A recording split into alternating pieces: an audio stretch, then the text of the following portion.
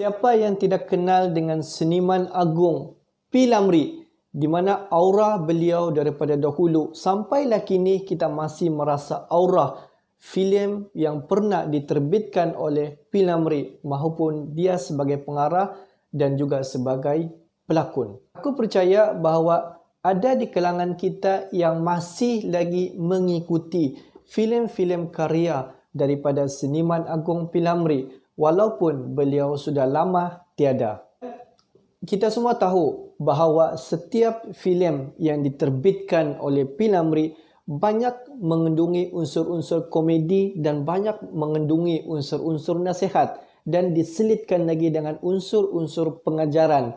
Setiap filem yang diterbitkan mengandungi banyak nasihat dan juga pengajaran setiap apa yang berlaku. Itu sebenarnya yang menjadi daya tarikan kita kepada filem-filem yang diterbitkan oleh P. Lamri sehinggalah pada hari ini.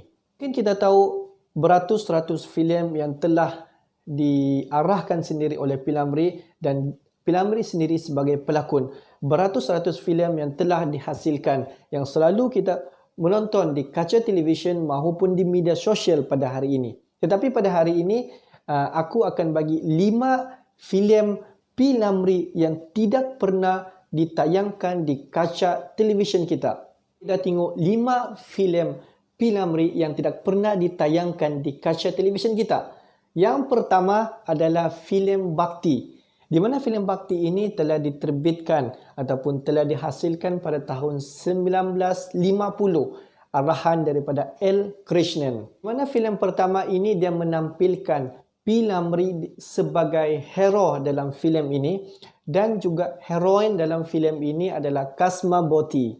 Filem Bhakti ini sama nasib dia dengan filem Melancong ke Tokyo dan juga filem Harimau Jadian, di mana dipercayai daripada sumber bahawa filem Bhakti ini telah pun hilang tanpa dikesan sehinggalah pada hari ini. Pasal itulah kalau kita tengok di YouTube ataupun di media-media sosial, di TV, di televisyen tidak pernah langsung menayangkan filem Bhakti. Mereka mengatakan salinan asal filem Bhakti ini telah hilang tanpa dikesan sehinggalah pada hari ini. Filem yang kedua, adalah Gelora yang dihasilkan ataupun diterbitkan pada tahun 1950 atas arahan P. Lamri sendiri, di mana di dalam filem ini antara pelakon dia adalah Sarima, Arman Yadi, Isma Rubi dan juga P. Lamri sendiri. Di mana filem ini agak kontroversi sedikit dan filem Gelora ini juga ada mengandungi unsur-unsur seks.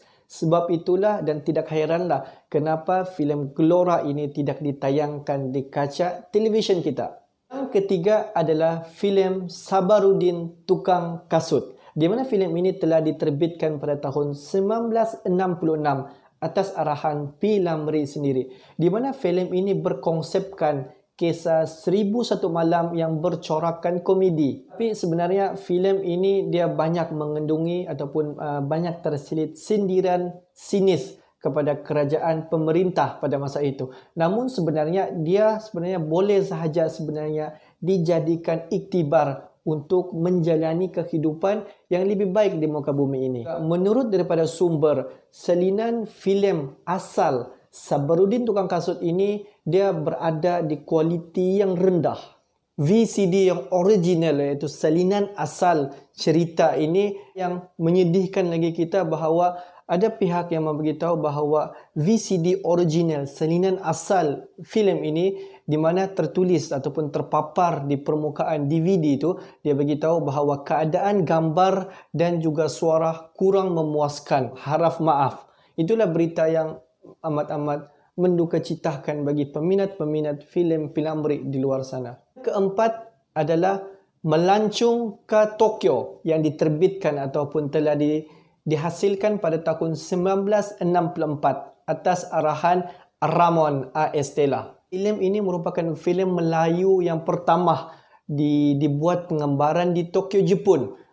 Sebagai tarikan, filem ini telah dibuat ataupun telah diedit dalam bentuk tata warna, iaitu video yang berwarna. dipercayai bahawa master copy untuk video untuk filem melancong ke Tokyo ini dipercayai telah musnah dalam satu peristiwa banjir. Kalau kamu masih ingat di studio Jalan Ampas Kuala Lumpur pada tahun 1966, di mana pada peristiwa banjir itu telah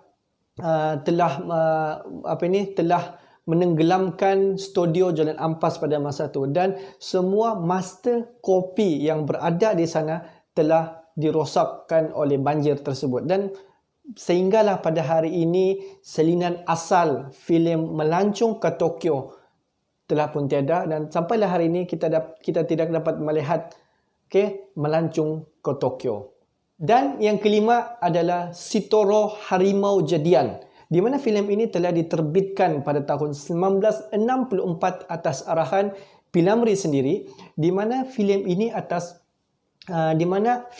diarahkan oleh P.Ramlee di Kuala Lumpur setelah berhijrah daripada Singapura, di mana filem ini sebenarnya dia bercorakkan ataupun dia niche dia agak seram sedikit, di mana sumber inspirasi daripada filem Sitoro Harimau Jadian ini dia buat P.Ramlee inspirasi daripada filem Werewolf of London pada tahun 1935. Idea P.Ramlee tercetus untuk membuat filem ini selepas beliau melawat Studio Merdeka, di mana Studio Merdeka ini terletak bersebelahan dengan Zoo Negara, di mana pada masa itu P.Ramlee itu berkata, dia cakap macam ni lah, studio pula dalam kandang zoo. Silap-silap harimau terlepas, habis dingapnya. Kalau buat gambar Sitoro memang bagus ni. Kata-kata P.Ramlee lah pada masa tu. Di mana Tora dalam bahasa Jepun, dalam bahasa Melayu dia Tora ni adalah harimau. Filem Sitoro Harimau Jadian ini sama juga seperti nasib yang dua filem P.Ramlee yang sebelum ni, di mana salinan asal filem ini lenyap ataupun hilang tanpa jejak. Sampailah pada hari ini sebarang bukti ataupun sebarang dokumen asal filem Sitoro Harimau Jadian ini tidak ditemui. Pasal itulah filem ini tidak dapat ditayangkan di kaca televisyen maupun di media sosial pada hari ini. Itu adalah sedikit sebanyak mengenai filem yang pernah diterbitkan oleh P.Ramlee. Aku harap ilmu ini ada bermanfaat untuk kita semua, dan kalau kamu rasa video ini bagus ataupun mempunyai konten yang bagus, sila tekan button subscribe. Okey bos, apa-apa pun kita mendoakan semoga Allahyarham Tan Sri P.Ramlee ditempatkan di kalangan orang-orang yang beriman dan di kalangan ahli syurga, dan kita sedekahkan Al-Fatihah kepada Allahyarham Tan Sri P.Ramlee. Al-Fatihah.